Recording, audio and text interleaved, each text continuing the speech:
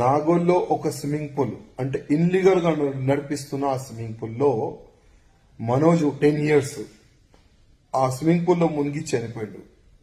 Swimming pool నడిపించే నిర్వాహకులు నిర్లక్ష్యం వల్ల ఇది ఒక చిన్న ప్రాణం వెళ్ళిపోయింది.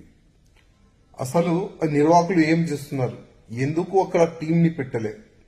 స్విమ్మింగ్ పూల్ లో ఎవరైనా స్విమ్మింగ్ పూల్ పెడితే దానికి ఒక ట్రైనర్ గానీ వ్యవస్థ ఉంటది. ఈ నాగోల్ స్విమ్మింగ్ పూల్ అట్లాంటి వ్యవస్థ ఎందుకు లేదు? ఇమీడియట్ ఆ నిర్వాహకులకి అరెస్ట్ చేయాలని నేను కోరుతున్నాను. అదేవిధంగా మనోజ్ ఫ్యామిలీకి ఫైనాన్షియల్ గా సపోర్ట్ చేయాలని తెలంగాణ ప్రభుత్వంతో, అదేవిధంగా ట్విట్టర్ మ్యాన్ కేటీఆర్ గారితో రిక్వెస్ట్ చేస్తున్నా. మీ నిర్లక్ష్యం వల్ల నేనైతే ప్రభుత్వం పైన రుద్దుతా, ఎందుకంటే వీళ్ళ నిర్లక్ష్యం వల్లనే ఒక చిన్న ప్రాణం వెళ్ళిపోయింది. ఎందుకంటే ఇవాళ తెలంగాణలో ఇట్లాంటి స్విమ్మింగ్ పూల్ ఇల్లీగల్ గా ఎన్ని నడిపిస్తున్నారు అంటే మున్సిపల్ ఏం చేస్తున్నారు, అసలు వాళ్ళ దృష్టికి ఉందా లేదా?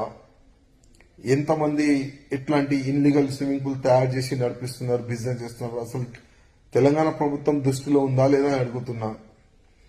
ఎంతమంది పైన మీరు చర్యలు తీసుకున్నారు ఇప్పటి వరకు?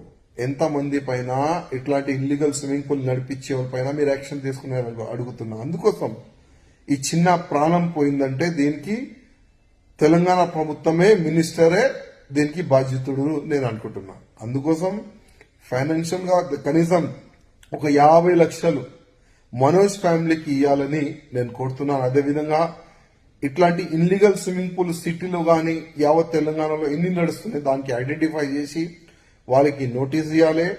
సరిగైన వాళ్ళు వ్యవస్థ చేయకపోతే ఆ స్విమ్మింగ్ పూల్ ని సీజ్ చేయాలని నేను తెలంగాణ ప్రభుత్వం, అదేవిధంగా ట్విట్టర్ మ్యాన్ మినిస్టర్ గారికి, కేటీఆర్ గారికి నేను రిక్వెస్ట్ చేస్తున్నా. హాయ్ ఫ్రెండ్స్, మా టుడే టుమారో యూట్యూబ్ ఛానల్ చూస్తున్నందుకు చాలా థ్యాంక్స్.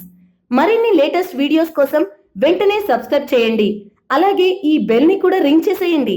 మా నోటిఫికేషన్స్ అన్ని మీ మొబైల్లో వస్తాయి. అలాగే మా వీడియోస్ మీకు నచ్చితే లైక్ చేయండి, షేర్ చేయండి, నచ్చకపోతే కామెంట్ చేయండి.